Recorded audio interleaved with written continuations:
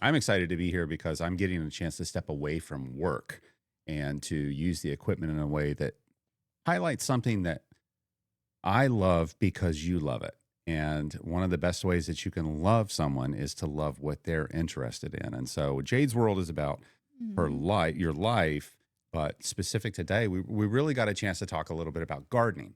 Yeah. And I've seen you over the past few years really come into, I don't want to say an obsession because it always sounds like that sounds unhealthy, but I've been calling it a passion yeah, project okay. I like because that. it's something that's entered my life at this stage. Mhm. And I've decided this is important to me. I'm going to continue doing it.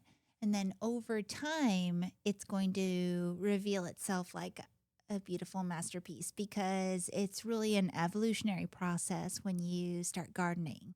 You start from the dirt, the water, the sunlight. Like those are the most basic elements that you could ever find in gardening. And then you just apply a seed.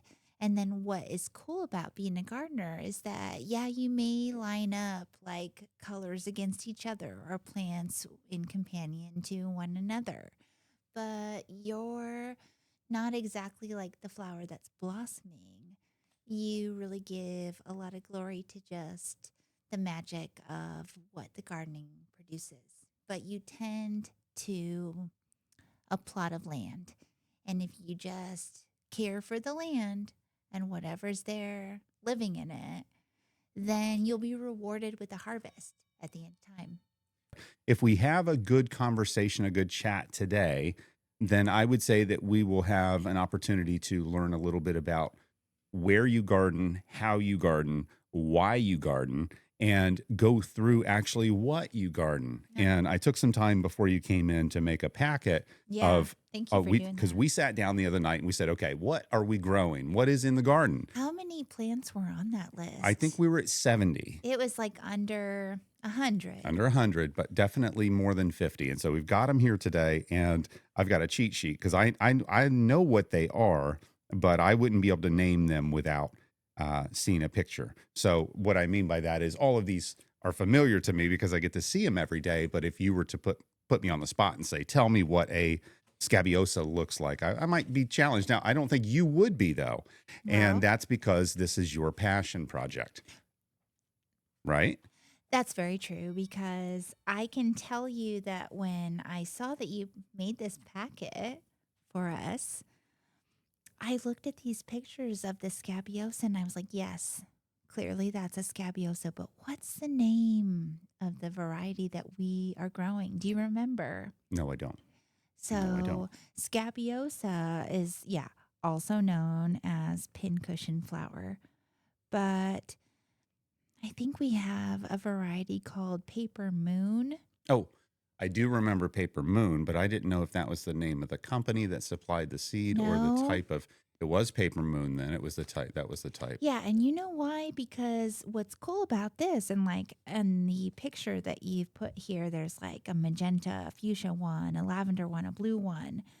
But the one that I had selected to purchase, I had also heard as being called stellata Hmm. because it looks like a star when you save the flower. So this is so cool because like you've got these pictures of the flower here, but if you leave the flower to stay around, like to run its life cycle, you actually end up saving this plant a lot of the times, especially in the stellata, as the pod that forms from the seeds that are getting ready to develop in the plant.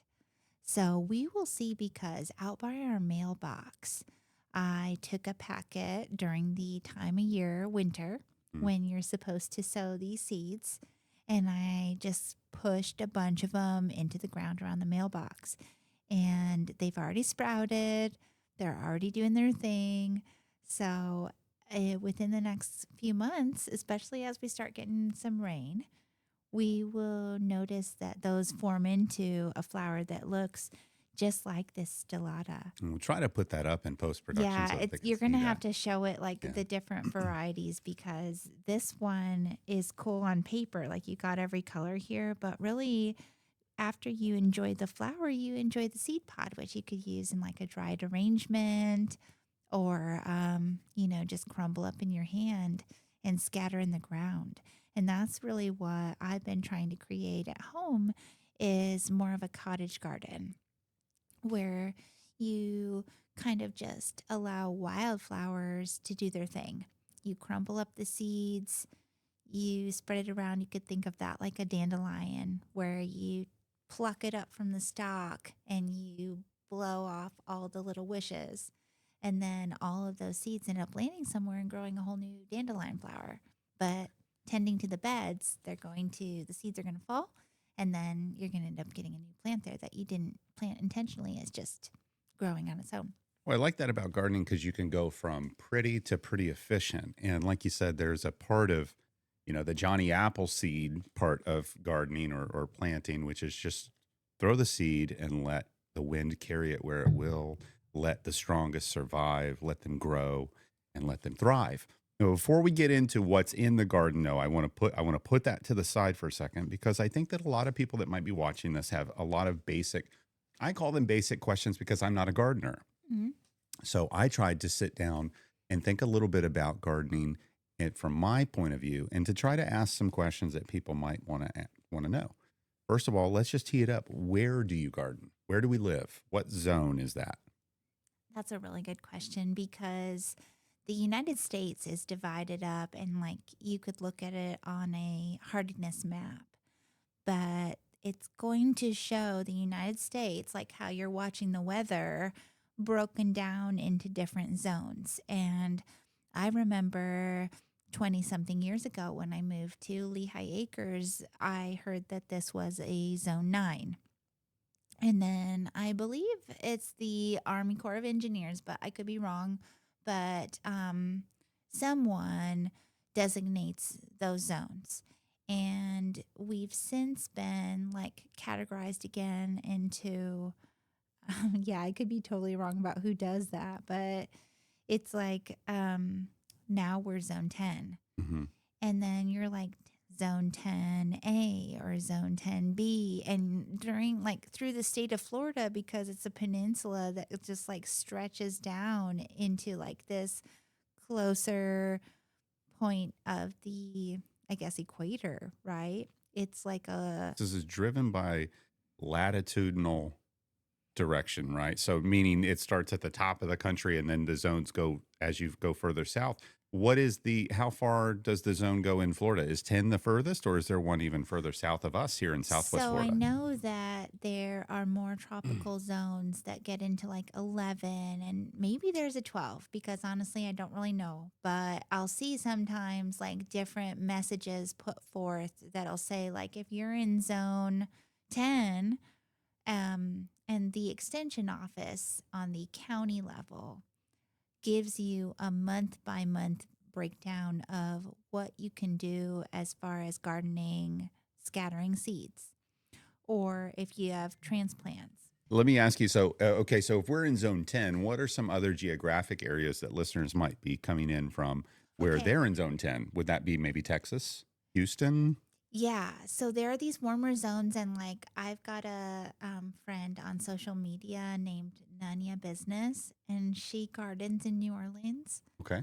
And right now, I've watched her start a bunch of springtime flowers in her garden. But we know that because we live in the South, it's like a ticking. And we had a particularly like frosty winter here. But um, We really did. yeah, You had some unprecedented. damage to your garden Yeah, I did too. have some damage to the Yeah. garden. But we know that like these sparing cold days are few and far between because before we know it, we'll be sweating. Yeah. It Oh will yeah, it's be coming. stiflingly hot around here. So, But it's interesting because as the heat comes, the rain comes, and yeah. everything turns incredibly green.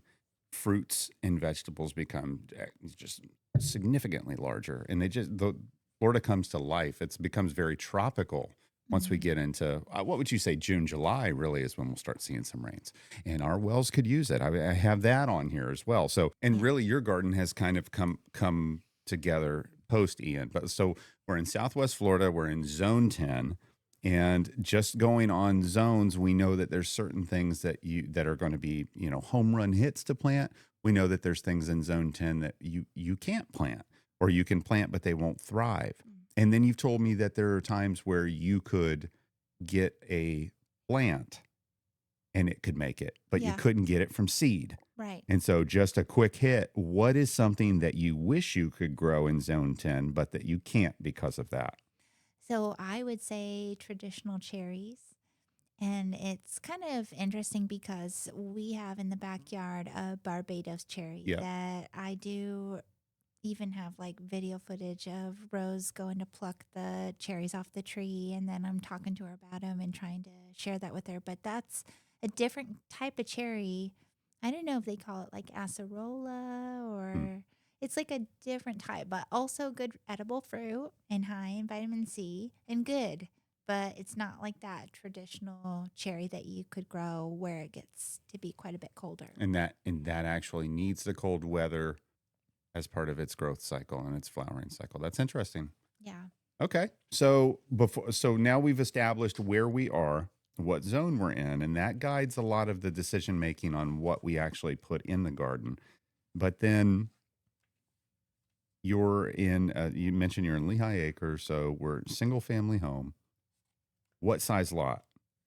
So we happen to be on kind of a triangular shaped parcel, but which does equate to about a third acre. But anybody on like a traditional half acre lot would have very much a similar layout that we do. Yeah, a lot of nice area, a lot of sunny space in our backyard. We have a big mahogany And some tree. shade. Yeah, I Yeah. was going to say we have a big mahogany tree that puts out quite a bit of shade, but there's quite a bit of sun that falls on that because we have southern exposure. That's That's a real nice. estate term creeping in, but you Yeah. got southern exposure. So our backyard faces to the south, which means that there is sun all day. And we've got a water running behind the house. Yeah. So we have birds, Yep. which is cool Yep. because you really get a sense of the life cycle living there where we've got tons of bugs, lizards, and then birds that eat those creatures, really, you know? Now, when we're talking about gardening, there's a thought of like a farm, but really we are very much city gardening here because we're downtown. So you've Yeah. got a third of an acre, and we have city water, and then we have a well for That's broken. irrigation. Well, the well's there, but the pump is broken As currently. far So as we it's know, a the struggle. the well is plenty deep, Yeah. but the pump that brings the water from deep up to the surface is not working right now. We need the rains to hurry up. So we've been waiting for the rains to hurry up. But But when the pump went fix the out, roof. in all fairness, when the pump went out, Okay. wells were drying up It's and true. everyone needed a new pump. And so we couldn't get someone to come out to look at it. So now that that's passed by, we start going, we want that, because even with having the well, that is not irrigation. Irrigation's a completely different episode here, but irrigation is the movement of water around the property to really effectively garden. And when we say garden, there's I don't know, when you think of garden, it's like pulling weeds in a little planter, but or maybe a big farm, but it's really the production of flowers and plants. Is that what gardening is? Would that be the definition? The production of flower, the propagation. I couldn't tell you that because it's also cultivation of the land Mm-hmm. and, because it's like sun, light, water, and then the soil. So that was next. Mm, The soil makeup in our area is sandy very soil, sandy. rocky at times, but sandy soil, rocky shell. It's true. And so how do you, let's talk a little bit about startup costs, because you've been in the home for years. Hmm. And so you had the space already, but talk a little bit about how you start up. Like I said, there's a difference between pretty and pretty efficient. And you have been very intentional with how you've propagated plants in the yard and then move them into different sections where they get that, they provide the best view maybe. Hmm. And talk through what someone that wanted to start gardening, what are some of the things that they're going to be looking at? I mean, obviously they're going to have to buy soil. Or make it, but you do need to have some substrate that you can grow in. And then certain plants will really benefit from growing in more of like a rocky soil. And so if you've got some old gravel that's worked its way into the sand, maybe you could throw some seeds there for something that would really do well in an area like that. Or, you say intentionally, and it is true because when you kind of look to like map out a space, do I have enough sun right here? Hmm. Can the water reach? How am I going to work with this if there's big roots around? Or just different questions that you might have like that. It's almost kind of like more of like an intuition on you've got to dedicate some kind of space, but really it's very rewarding to smash a couple seeds in the ground and grow something like flowers because maybe you can't like secure immediately like enough food to feed your family, Hmm. but you could grow something that you watch develop every day. And like for kids, for example, one of the best things to grow in our area is sunflowers, and the seeds are like this big. Hmm. So if you put that in the palm of a child and you say like, "Yeah, we're going to plant that." Then you water it every day and you tend to it, and then before you know it, you've got something really cool Hmm. growing there that you've produced with your hands. And for me, that's something that really spoke to me because my dad grew sunflowers growing up. And so as I started doing that on my own, I started having a little bit of memories about what that meant to me Hmm. and why that was important. So if I could influence anybody, it's go get a pack of sunflower seeds and put them into our sandy dirt. And now that the rains are going to kick up, they will grow into something Hmm. really cool. That's one thing that I really like, and I've enjoyed with you doing gardening is because there's two types of gardeners. There is the, I got to get ready Mm. gardener. And then there's the throw a couple seeds in and see what happens, and we'll go from there. Yeah. And I think that I've watched you take scrap lumber. I've watched you Hmm. take construction debris. I've watched you pick rocks up off the side of the road and incorporate them into your garden. So Yeah. I like that you actually are not so much caught up on the container Mm. and you're more caught up in what comes out of it. And I just think that that is if you're thinking about gardening, what I can say as somebody who's enjoyed watching is just do it Yeah. and slowly do it. You don't need to hire a designer to come out and completely redo your lawn. You don't have to do that and you shouldn't do that. But also maybe be open to change because remember we took the cinder blocks and we created A a bed. raised bed Hmm. and we were committed to that. And then you said, it's not working for me. Mm. And so you moved it over to another area and you started using it for a different purpose. And I think that it's better when you just maybe work with the land that you've got versus trying to force Yeah. a Home Depot branded No. bed. And, Like and if that's certainly an option that can get you going.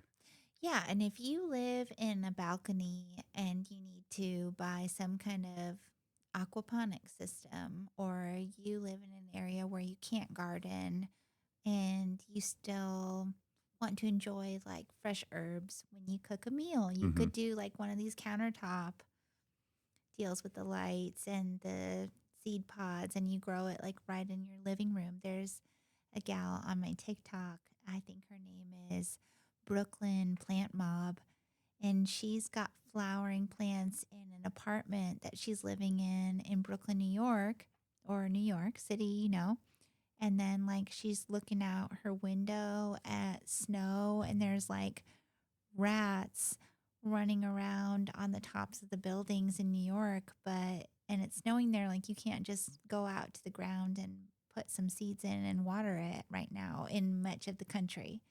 But she's like having so much success with spring flower growing Hmm. that she's in an apartment um, growing under lights.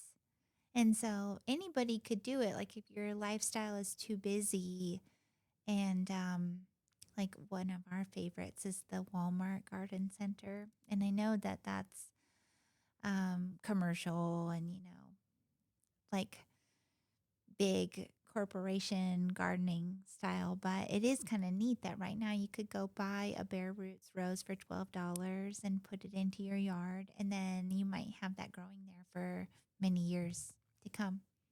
Yeah, I like that a lot too. And like you said, I know when we will go out on the weekend or if we're, say, well, what do we want to do? And you usually try to go for maybe you like seeds.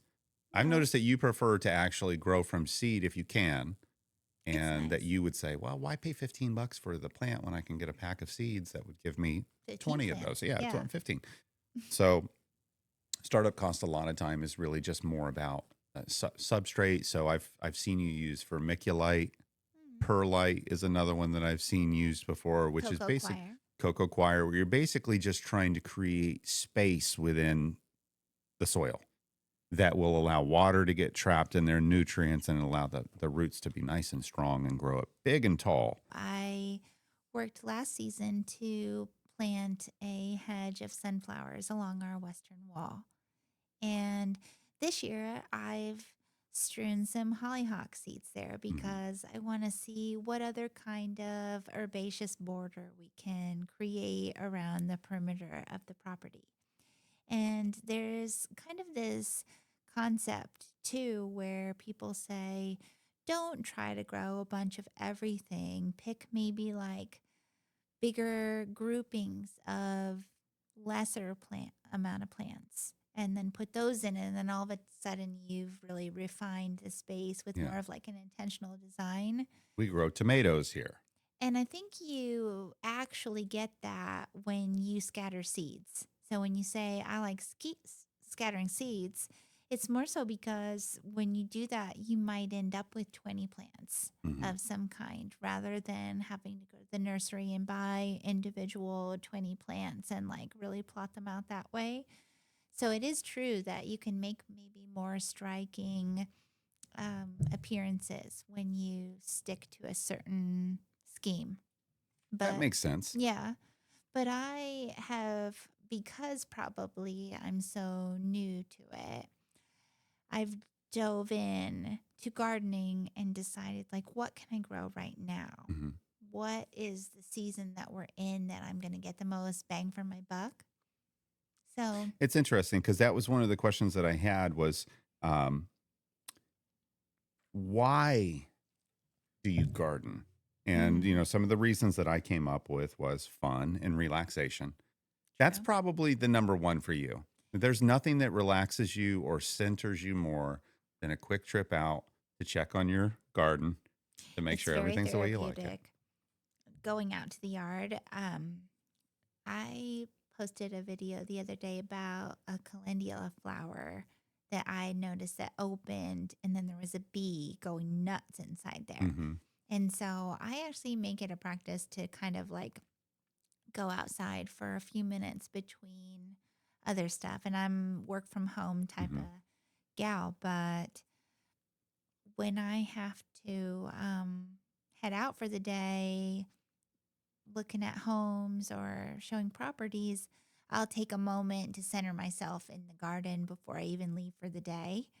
Or like the other day, I went out in a blue dress and I went out and looked at the blue flowers on the borage plant, and I just felt more centered in my life because of the garden. And then it gave me kind of like a little bit of reprieve from maybe like the more arduous tasks of sitting at the computer working on a file. Locking in. Yeah. And I think that that's been found like scientifically, or like we'll watch Gardener's World Hmm. and Love it. they had an episode about like a senior citizen center where they put a garden into the place. And then how the residents really enjoyed that because like in this concrete jungle and modern Yeah. world, we really need a minute to have a little nature around us. I think in nature around us, you talked a little bit about the sunflowers. The sunflowers was a project. I want a clusia hedge. Hmm. And we have occlusion now and we're working on it. I'll put a picture up, but I want clusia. And Jade said, you know what? We're going to do sunflowers on our fence row Hmm. between us and the neighbor. Now, we love our neighbors, But Okay. I said, this would be, and I said, don't do that because I'm planting a hedge there. Oh, And what I'm sure she thought was, right, when you're ready to plant the hedge, we'll get rid of the sunflowers. Multiple generations of the sunflowers have come and gone since then, and we still don't have the hedge. So just do it. yeah. And from a value perspective of a hobby, I would challenge you to really find something that was as value, that brought as much value per dollar for time spent. I mean, I've watched Jade with less than a $5 budget really just get excited about planting something new in the garden. And I thought that that was, something that when you said being intentional, it is important because from a visual standpoint, you may be trying to really get a look, but I like the kind of whimsical, oh look, there's a zinnia growing there, but that's not in the zinnia patch. That's just in the flower bed. Yeah. And so I can appreciate either way. We're not HOA kind of people. No. And so we're not the type that's Thank the going out and, Lord. picking shades that don't match and pulling them or anything like that. If it's I growing in the garden, it's staying, right? As long as I it's not actually hurting. saw today on a Facebook group that the HOA had reached out to the resident that their ground was too dead. Oh, in Did you Gateway. see that? I was in Gateway. And it You was have 30 like days to resolve it. we just went through unprecedented frost and Water we're also restrictions. under Yeah. water restrictions. It's a fire risk, it's a drought. And the HOA is finding them, I don't know how many dollars a day. Mhm. But then the comment section is like, I will resod the space for you. Yeah. And in a wildflower garden, you don't worry about that Well, we haven't because we haven't mowed the grass this year. that's my goal. That's my end game. I want to be able to plant enough either ground cover or intentional flowers. I think for a long time, I thought that that was kind of a lazy thing, and that having the nice, crisp, Oh, bright yeah. green grass lawn, if you will, was really the ultimate flex, and to pay somebody every week It to come out became and very manage it. trendy. The Yeah. lawn is a trendy thing over time. Like people love lawns. But what's really hot is on a Wednesday night grilling a steak and Mm, having you go and grab a couple tomatoes, some rosemary, and, I don't know, some peppers to grill up with the steak. And it's really special to have that. And that was the other piece that I had was, for the food and for the economics of it. mm, And, I, you and I kind of are a little opposite on this because I believe I want to grow for food. I want to grow for like a purpose, yeah. and you want to grow for enjoyment and for visual, um, just to enjoy the flowers. You would rather grow a flower, I think, than a vegetable many times. But It's true. I think that the economics is there as well, especially if you have um, a larger family or if you're feeding a Mhm. family. And I don't believe that we're going to get to the point with our plot that we're going to get to the point where we're, you know, You living don't off the believe land. it. I don't know, maybe. Well, you have to start changing that right But we would away have to, because you we have would to have to, believe I feel it. like you'd have to get really serious about, like kind of like you said earlier, is that we're going to grow tomatoes, we're going to grow hot peppers, and we're going to grow, Onions. I mean, yeah, that would make sense. There you go, right there. salsa. It Cilantro. is it's a process, and to be self-sufficient 100%, it's a massive undertaking, but my point is that to enjoy gardening, you don't really need to take it that extreme. It could almost be seen as like an act of rebellion during this time that groceries are expensive and people are struggling in their employment, where if you've got resources enough available as like a pot of dirt and some water and some seeds, you could grow a plant that could feed you. And if you're underemployed and or struggling at the grocery store, it does start to make sense to have something to turn to that you don't need to fork a lot of money over. And where we live, it's kind of like sometimes a Mediterranean climate where you can grow things like artichokes Hmm. and rosemary I or love the rosemary. citrus. I like when you'll go like this. You know what? Instead of buying a plastic pack with a couple of sprigs of rosemary, can we just buy the plant? Yeah. And then You can make a hedge with rosemary. there's a lot of the guys. There's a lot of food scraps Oh, that yeah. can actually generate you new plants. Green Seeds onions, I see of that a lot of times. I saw you. pepper I've seen you seeds. plant a pineapple top Oh, yeah. in the yard, and that's on the list too. And I want to get to the list Hmm. because we've got a lot of really, really great items here. As we said, almost 70. And I do want to cover each one. Okay. Okay. But before we go there, I want to talk about this. I want to talk about, so I was born in 1980. You were born after me. When I was a little boy, what I knew about gardening was, it was the pilgrims, right? They came over and the Indians taught them take a fish and Yeah. throw it in with some corn and we'll be ready by Thanksgiving. And so obviously that's a very simple way of saying fertilize the ground that you have. And I know that it is, I'm not talking about pesticide at this point. I'm not talking about Roundup or anything like that. I'm talking about fertilizer. Hmm. How do you do that? How do you Well, fertilize today? What is that something that is it a spray on? Is it something that you buy soil that is fortified already? so the best thing would probably be to start taking your eggshells and your coffee grounds and applying those to plants Yeah. or create a compost pile. But if you can't do that, you can go out and buy some supplemental soil. And sometimes, like, you're just going to need to. There are certain flowers like sunflowers and zinnias and cosmos that will just grow in the sand. Without fertilization, They without almost do anything. better with Put the seed in nothing. there. Yeah, and a little bit of water, and they'll just form their own wildflower.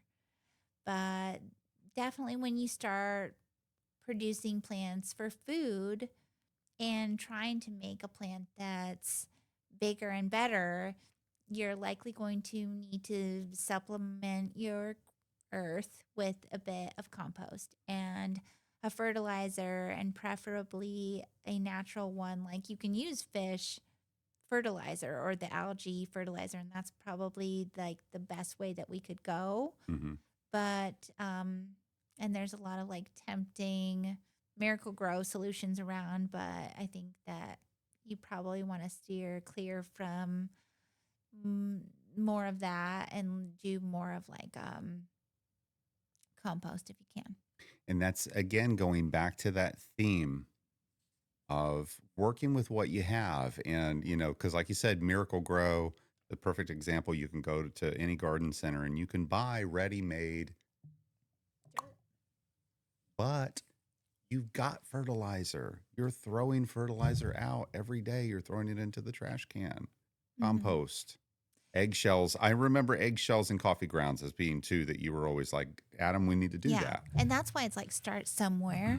You know, like if you don't want to start a whole farming operation, just start doing what you can. Like do a low effort sunflower Hmm. seeds You love the or sunflower seeds. Would you say that's probably, is that the where yeah, a like good there one? are 5 flowers and I don't even know if I could name them all, but like there are flowers like sunflowers, zinnias, cosmos. There's 3 that anybody in our zone Hmm. could pick up a bag from right now and just wait 2 to 3 months, and it would be rewarding because you'd automatically start seeing butterflies in your yard. If you've got kids, they're going to be amazed at the process of like how the plant grows big and tall. Hmm. And in a short amount of time, you're going to be able to cut a bouquet. And right now is the time because it's temperate climate and we're awaiting the rains, but spring is right around the corner. So it's a good time to be in the garden. Now that was another note that I had, and I'm not going to go into it today Hmm. because I really want to get to what we have. But Okay. that's another really honest piece of it is that watching you fall in love with gardening has also made me realize that people pay a lot of money for beauty. People pay a lot of money for quality of life. People pay a lot of money to appreciate the finer things in life. And there are a lot of people that would be very willing to pay good money to have a bouquet of fresh cut flowers that they knew just came right out of the garden. And, there's reasons that people buy flowers every day. People are born, people die, people are married, people are divorced. Congratulations. And so there's that piece as well. But I think that that is something that you would grow into out of a love for the garden, versus going and acquiring a working flower farm. This is something that I watch you though. You have very thoughtfully picked your own flowers and given them to my customers. You've given them to family members. It's been very nice to have that. That's the icing on the cake. Mm. And Jade, I always say, what if they could eat it? And that's why I always push for that. So I'm a peppers I don't even really go crazy for tomatoes, but I say peppers, tomatoes, and onions would be great because Cilantro. and cilantro because we Yeah. love that flavor. Salsa. We love the flavor. But I guess what you'd say is missing from that would be the herbs because you want things like marigolds, which Mhm. is not quite an herb, but I do believe it's an edible flower. But stuff with a pungent aroma, basil or mint, anything that's going to be like more astringent type of smelling and then off putting to rats who would eat the Right. corn. Yeah. And so in our garden, um, I really kind of abandoned like maybe like what you would hope for because like a lawn is not appealing to me.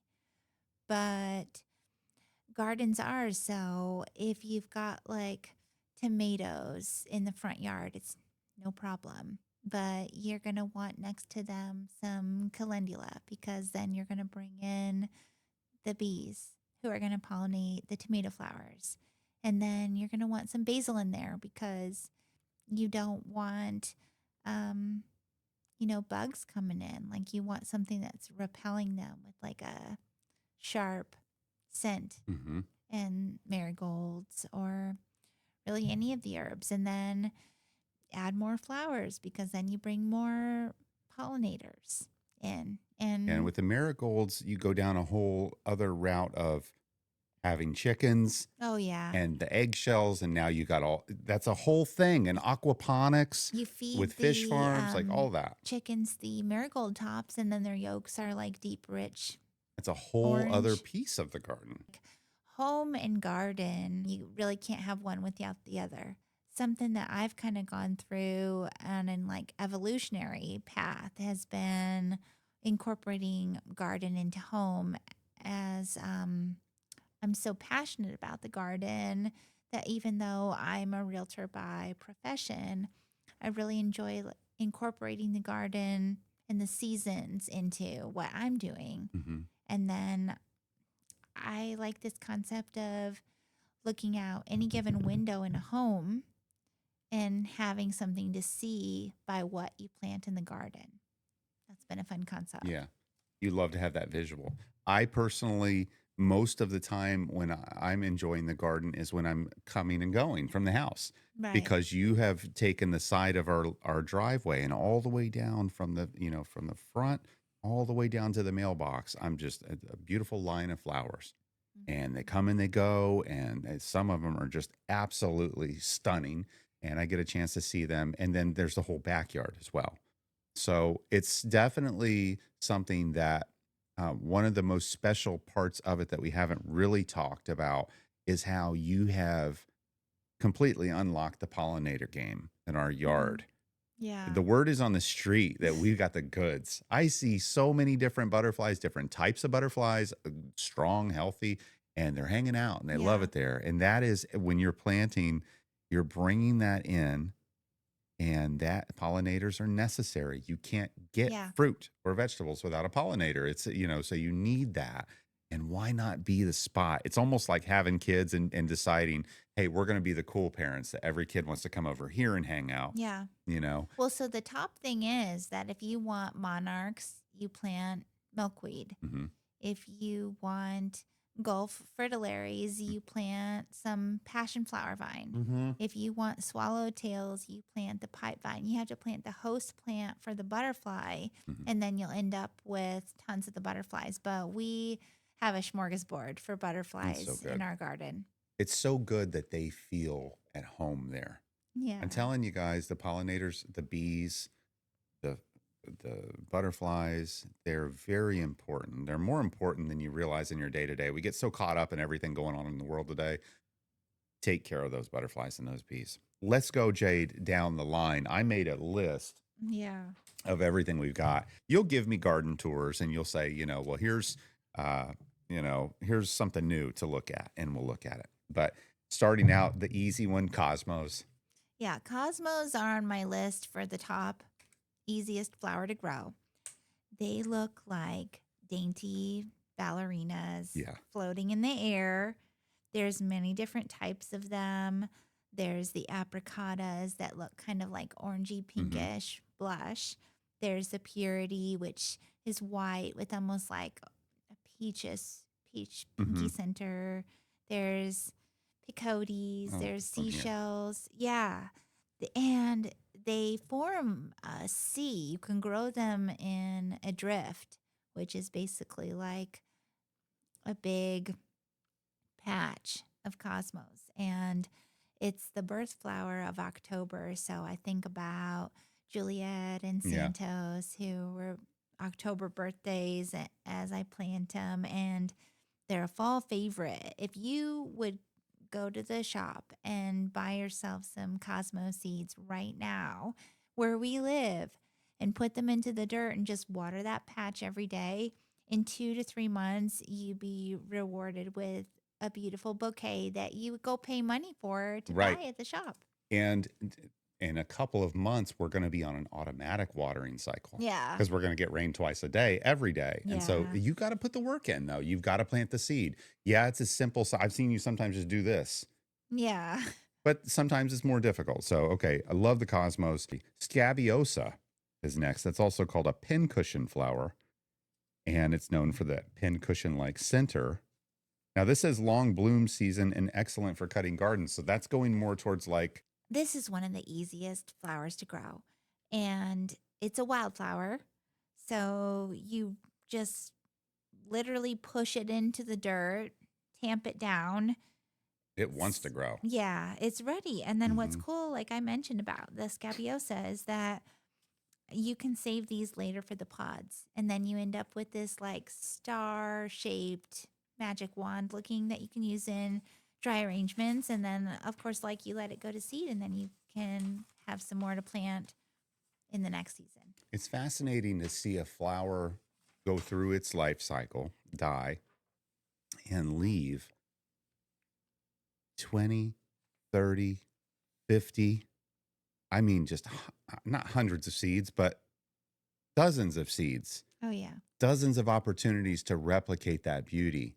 And if left, it will naturally drop that seed. It will naturally plant more. And it would, like you said, it's a wildflower. So that's how you would see an entire field of Yeah. flowers. Because they self sow. It starts with one. Well, They you've self sow. got like an annual Hmm. and a perennial. Right. And so, what I was taught is that an annual, you want to remember that it's just 1 year Hmm. Got one shot. and then it runs its cycle and that's it. But then you've got perennials that keep reviving, maybe even from like the root or the bulb. Hmm. And some plants seem to be perennials because of how readily they self seed. What about time?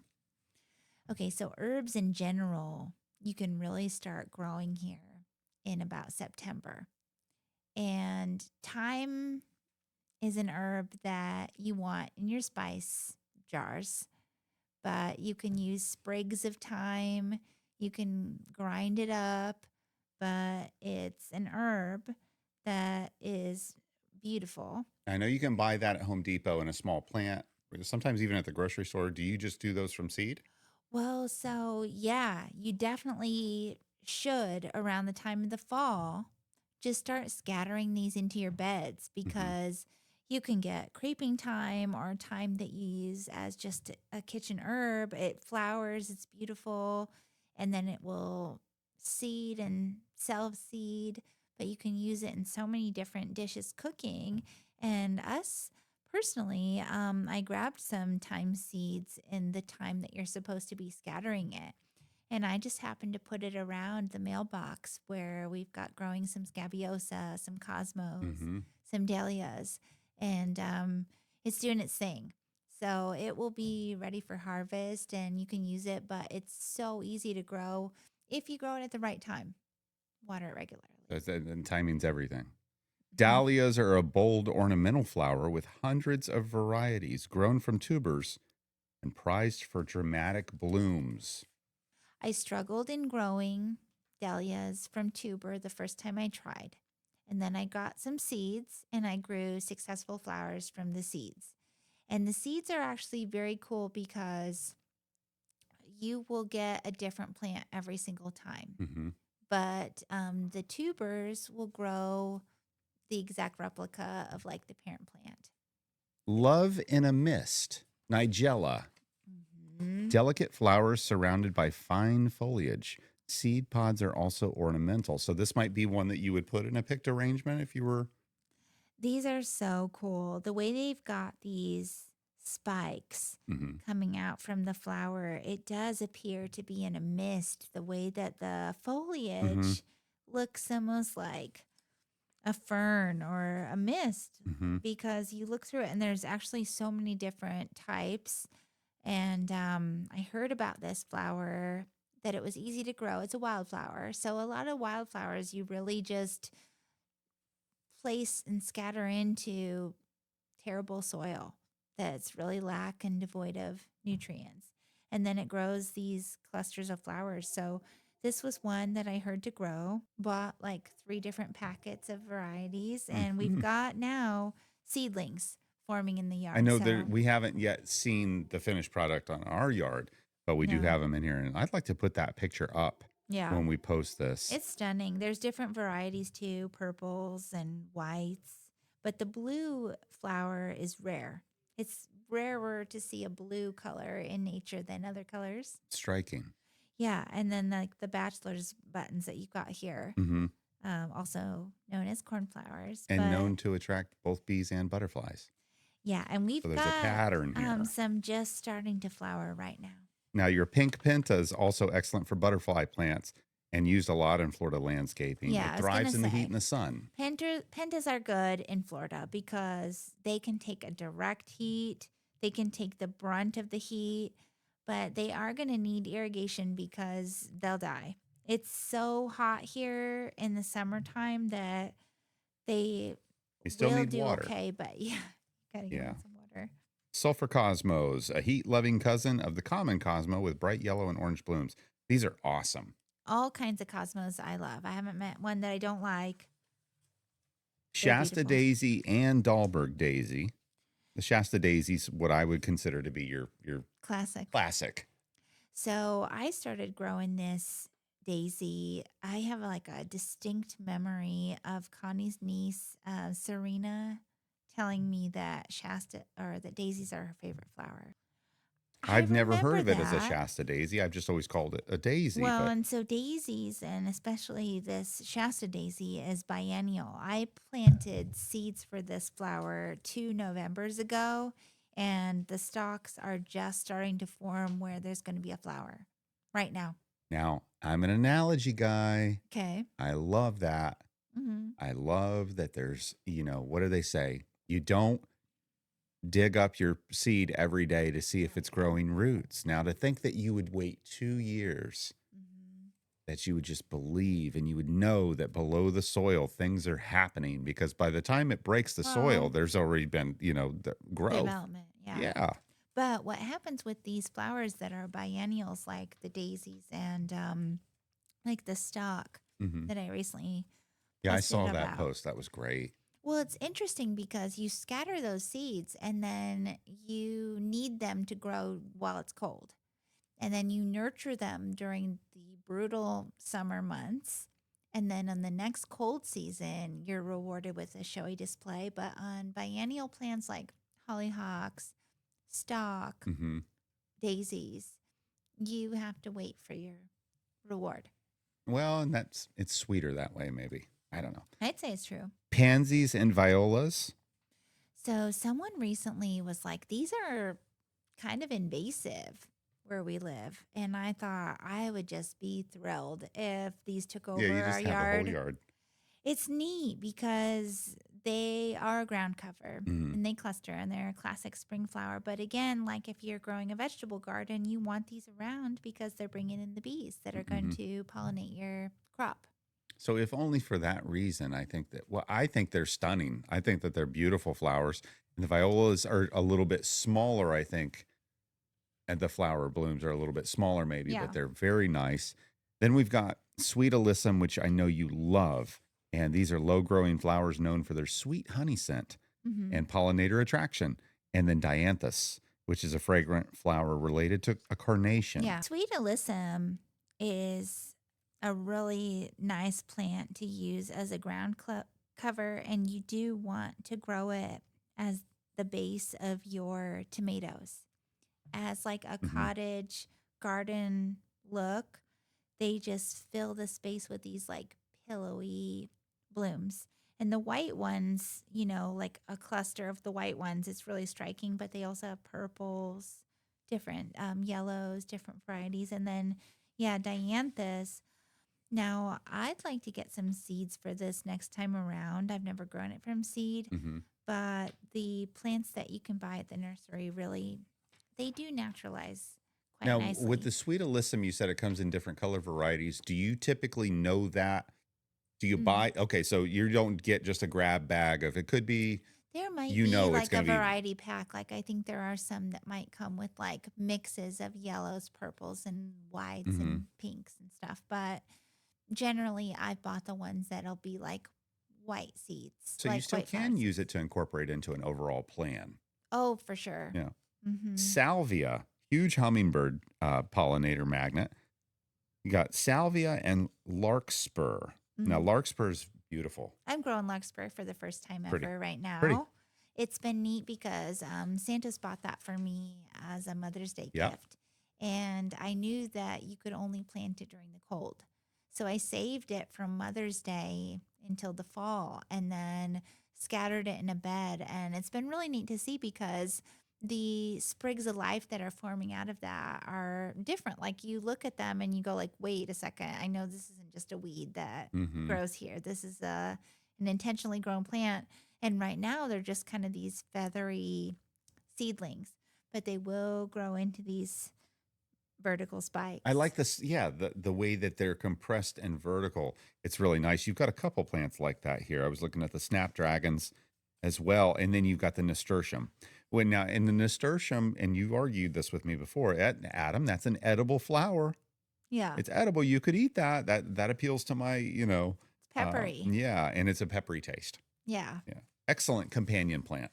Yeah. And snapdragons this year, we're growing some from seed and from the transplant. Right. So you've got both. Now, as far as celosia goes, Mm. this is one that you like. It's in our side yard, and it's a very pretty plant, colorful. Yeah. Celosia is one that I'd recommend anybody where we live try growing because it is a prolific self seeder. There are so many varieties.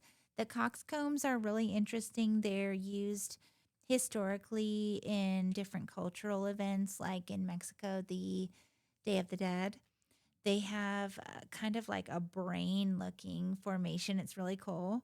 But then there are like dragon's breath celosias and different types of celosias, different pastel colors, purples, fuchsias, reds, so many varieties. And then if you just have one plant go to seed, you'll get these tiny little black seeds that will grow voluntarily. And it's neat because if you're just watering the earth, you'll continue to get a harvest of them. I'm a fan of the self-seeding. I think that that's cool.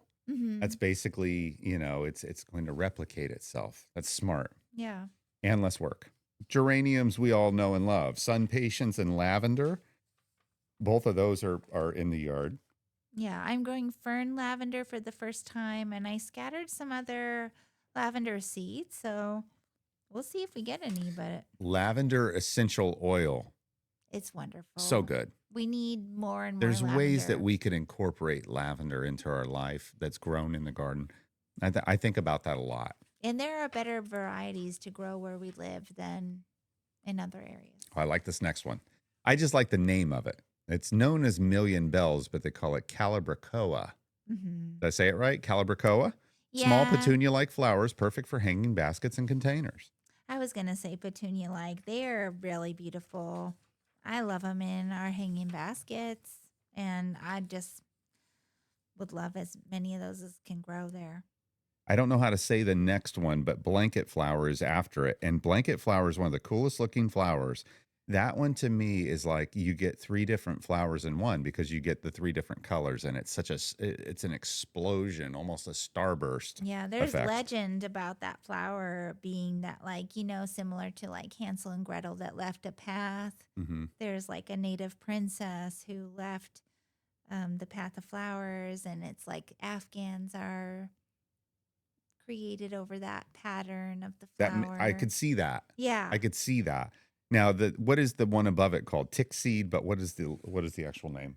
Well, Coreopsis. Coreopsis, yeah. This is That's Florida a state wildflower. How do I not know that one? this one is so good for borders. You can just crumble the dead seed heads into the ground and you'll end up getting these just clusters of Coreopsis. It's a bee magnet, pollinator favorite. Oh, here you go for the butterflies. Yeah. Tropical milkweed. Now It's a this critical says host plant for monarch butterflies. they say critical, but this was just named as a heavy invasive. And I didn't know that, but we had some milkweed growing, and I've seen many plants crop up, and I love to see them monarchs, Yeah. but you've got to wonder like if that's the one to plant. Asiatic and oriental lilies. Large showy flowers grown from bulbs. Oriental lilies are especially fragrant. Do you I've have been oriental ones? Yeah, Yeah. I've Okay. been obsessed with this. I bought some kind of packet in October that came from Eden Brothers, and it was like 40 days of lilies, and it was both Asiatic and Oriental, and I put them all in the front bed. So we've already had those pink ones. Mm-hmm. They were stunning.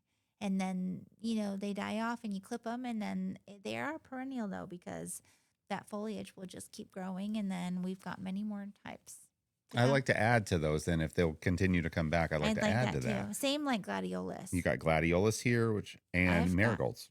yeah. Now, I like that marigolds can repel pests, like you were talking about earlier. So sometimes it's like, hey, it looks cute and has a dual purpose. Yeah, and then something that I found out last year is that there's different types of marigolds. Like there's the petite French marigolds, and then there's these African marigolds that really grow to be like 4 feet tall. I'd never known that you could grow such large marigolds, Hmm. but Almost not like a only sunflower. Like, they are very large, and they could yeah. grow like with the sunflowers because they would form a hedge. And then that could form a pest repellent Wow. hedge Yeah. really around anything you're doing. And you wouldn't have to put Pesticides. pesticides. Artichoke and strawberries. Who doesn't love? Well, I not everyone loves artichokes, but I think most people love strawberries. I grew up eating artichokes. Yeah. My mom used to do roasted artichokes, but I think you might parboil them first. And then you make a dip. You kind of like, yeah, dip it, and then you bite it. And then there's like, Mm-hmm. Meat. yeah, meat to it. Tomatoes. I love, love, love. I love to see them grow, even if they. I mean, I love to see them just because that's another thing that'll happen. A tomato will grow. We won't get to it.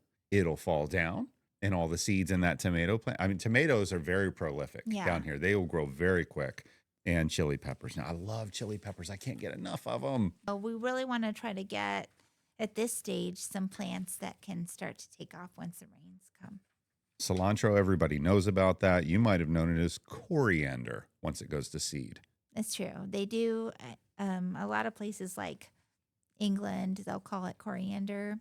We I know it as cilantro I love cilantro. I do You too. love cilantro. Our family eats cilantro 4 Every times day. a week. Yeah, can't get Yeah. enough. And some people though don't like it. And Say it so it's tastes hard like for me to soap. understand. Yeah, but I love it. And you also have parsley going, which is vitamin C and iron.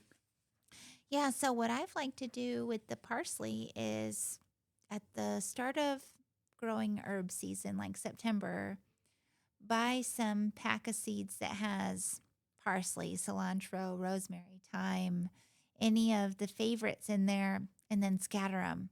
And then not only then do you create like a cottage garden effect with multiple plants, but you start the herbs during the crucial moment when you Mhm. can really only grow herbs where we live, especially from seed. Yeah. And then you might have pockets of them growing throughout the garden. So like I'll go out there and go like, okay, we're making something tonight that needs cilantro. And then I'm looking and I'm like, oh wait, that's parsley. I'm not gonna use that. But then we've got parsley growing for Yeah. something. Yeah, I love that. I just think that especially if you find yourself buying something at the store multiple times in a week, you should consider, can I Yeah. produce this at home? Mm-hmm. Dill and oregano, both of them great. And again, go with our palate, what we like to eat at home. Well, and dill is a butterfly host plant. So if you grow dill, you're gonna have butterflies and it will reseed and it's the plant is cool. Yeah, And I've seen you oregano, actually take that and do one of these where you kind of just pull the seeds off of it and just yeah. rosemary. I love rosemary. I love it on pork. I love it on steak. I love it on I love it all. Potatoes, roasted potatoes with rosemary. Now you hear about people growing clusia hedges, but you can actually grow a hedge of rosemary. Eh, I would almost prefer it because of the Me fragrance. too. And I think that like That's interesting. anytime you go to the grocery store and you see a rosemary plant, just buy it and plop it in the ground Yeah. because where we live, it will take and it will perennialize. Jalapenos, you've been doing jalapenos. You've got jalapeno, and I think we've got habanero in here as Yeah, well. I'd like to continue with that because we need more and more of that. We love peppers. Stock flowers, you did a post about Oh this one, and yeah. this is cool season flowers known Clove. for their strong clove-like fragrance. It's So I said popular. honey and cinnamon, but it Yeah. does have That's like a unique fragrance to yeah. them. Yeah. And they're part of the same plant family that's broccoli and Brussels sprouts and Yeah. cauliflower, but they produce a pretty flower. And then you've got hollyhocks, and this is an interesting one because you were telling me that, back in the days before indoor plumbing, that it might, a lady might ask where the hollyhocks are grown. And what she's trying to say is, I gotta go. Yeah, I gotta like go in to the the times of bathroom. outhouses, they would frame them with hollyhocks so that you wouldn't see them, And camouflage them, fragrant. probably. Was it fragrant? Are those fragrant, or is it more? Was it more for the fact I that it think would it's grow to 6 to more 8 feet tall? Yeah. And that's And what I've been trying to do, like in the areas with the Hootclusia hedge, is throw in some of these taller plants yeah, that could could also, compete hmm or could complement. I shouldn't yeah, say compete, would complement. compliment. Borage, I just think it's uncanny how much you love borage. It's an herb with star-shaped blue edible flowers that bees absolutely Yeah. love. And then pineapple, everybody loves pineapple. We've got both of those growing next to each other, but borage is a good companion plant to have in the garden. And the pineapple that we have growing is from the top of a pineapple that you cut in the kitchen and just put in the Yeah, ground. every pineapple that you get where we live, if you buy a pineapple, just take the top to the dirt because it will produce a pineapple. It'll take a while. And bromeliads, they actually stop growing once the temperatures dip down to like below the 70s. Hmm. So, but most of the time is above that temperature. So if you just take any grocery store pineapple and put the top into either water to start roots or the dirt to root, in maybe a couple years, though, you will have a pineapple. That's awesome. Mm. Roses, passion fruit vine. We know that we have those in the yard. Carrot and onions, you've got listed, but we haven't really harvested a lot of that yet. So this is a plant that you can really only start in the winter, Hmm. and then by the spring and time for Easter, you should have those types of crops. So we've got a couple places in the yard where there's some carrots growing Hmm. and some onions growing. Some of the things like problems that you run into with growing those is that carrots you really need to grow in an area where the ground is loose. because you want the bulb of the fruit to Mhm. grow to its capacity in the earth. And then the onions, what we run into is you need to have long days of heat. So it's going to take a little while Yeah. cooking, but we've got those. Yeah. I like that a lot. Hmm. My grandparents had a farm in Indiana and they grew carrots quite a bit. Radishes, yeah, we will put the picture that Oh, you just yeah. pulled up some really nice, I call them Spicy. handpicked They were the best radishes. radish I've ever tasted. Ah, Very spicy, very crunchy, and radishes are like the quickest root vegetable to grow. So you could put them in the dirt, and then in like a month or two, you'd have just beautiful these are really radishes. pretty radishes Mhm. too. Way better than what you would see in the store. Tithonia is a beautiful plant.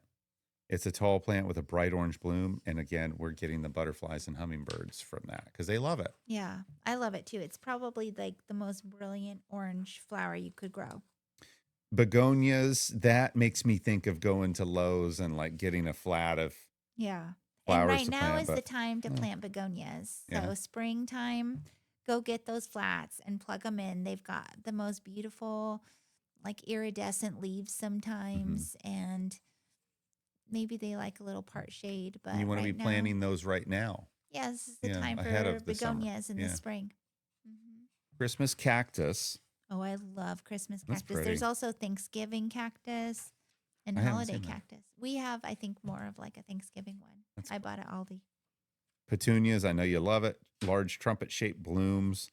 Queen's wreath is beautiful. Right now it's blooming. Yeah, that's a beautiful, beautiful cascading Vining flower cluster. Yeah, vining. And you've actually trained that vine a little bit. a little bit, but it's probably problematic where I've got it. Mandevilla Yeah, no, the and ours Duranta. didn't do very well during the frost, but I'd Did it like make to. it? It just didn't do well. Time will tell. Time will tell. Duranta, the golden I dewdrop, love bright yellow Duranta, berries on it. Okay, Elecan. elecampane. And this Called is like medicinal herb. this is a legendary plant that is said to have sprouted where Helen of Troy's tears had fallen. Oh. It's actually a medicinal where the root can be extracted from as a remedy for cough and lung health. Hmm. And it grows to be about 6 feet tall. And we'll see what happens because I scattered the seeds. It actually does take quite a bit of water. So I'm thinking that it needs the rains Yeah, too. that'll be when it really unlocks it. Hmm. Calendula, also called pot marigold, widely used in herbal remedies and skin products. Yeah. Another just a pretty I'm obsessed flower. with it. Calendula is so beautiful. We just had the full moon, and calendula is a flower um, said to be like for that. And then zinnia is probably, you said, among the easiest to grow. Yeah, zinnia is the top 3 flowers to grow. If you live in zone 10 like we do, you should be getting zinnias and planting them right now. And the seeds, if you just clear a plot of dirt, you could throw down any old soil, Hmm. add them to it, and you'll be looking at like a 2 to 2.5 foot, maybe even bigger, depending on the variety, flower. You're going to see so many butterflies, so many bees, and then just tons of bright colors. We've loved seeing Yeah, zinnias those are in our yard. I enjoy those a lot. The Hmm. tropical hydrangea.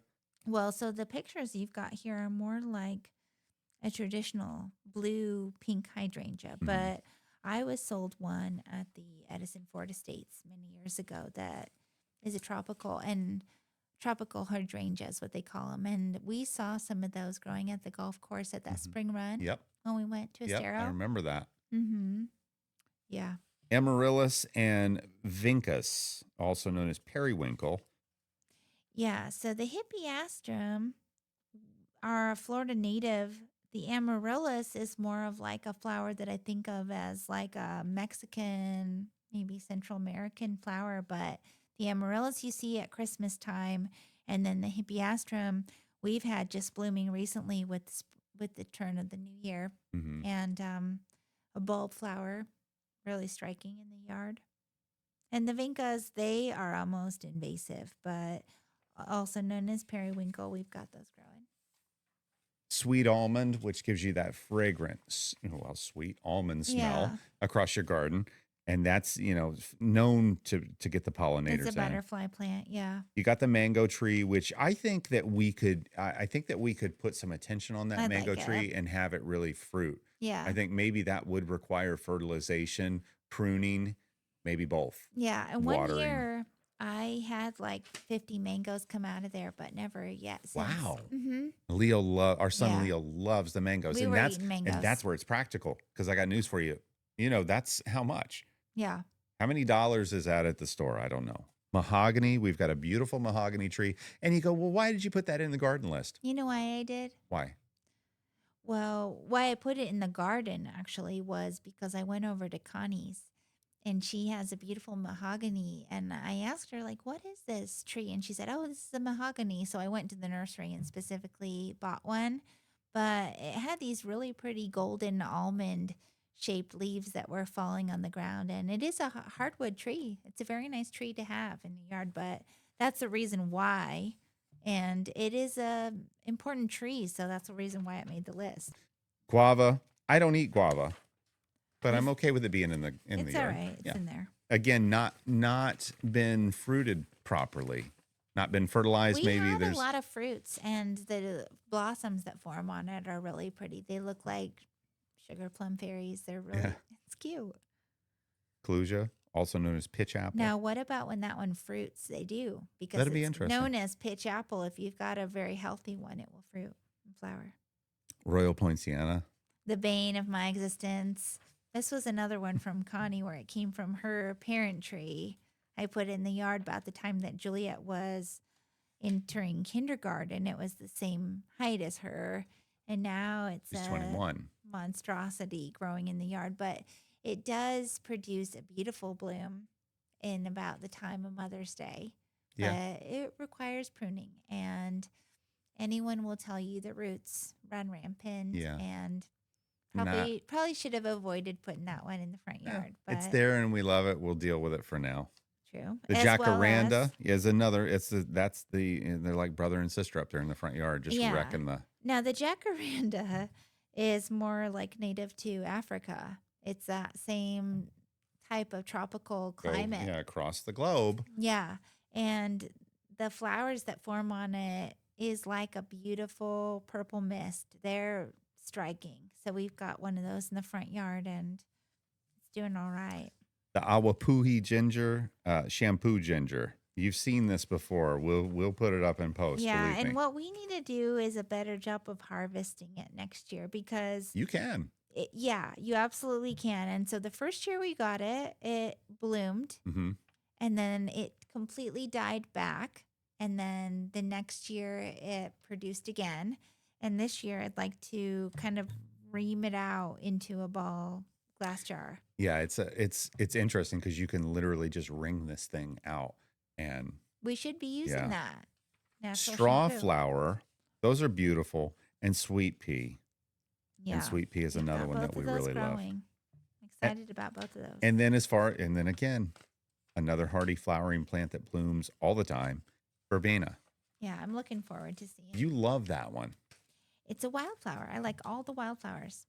Well, we'd love to have the opportunity to sit and talk about the garden because I can see in your eyes that you really enjoy it. And I can hear in your voice that it's something that you love to share with other people. So I'm honored that you had me on to talk about it. And I want to come back on again because there's so many different things I want to talk about. We haven't talked about, the frustration of garden pests eating your seedlings. We haven't talked. There's just a lot. So we know we got to come back, but we've run out of time for today. Yeah. And this is Jade's World, Florida. I'm just in it. If you've enjoyed this video, make sure that you like, share, and comment, and we'll appreciate it and see you next time on Jade's World, Florida.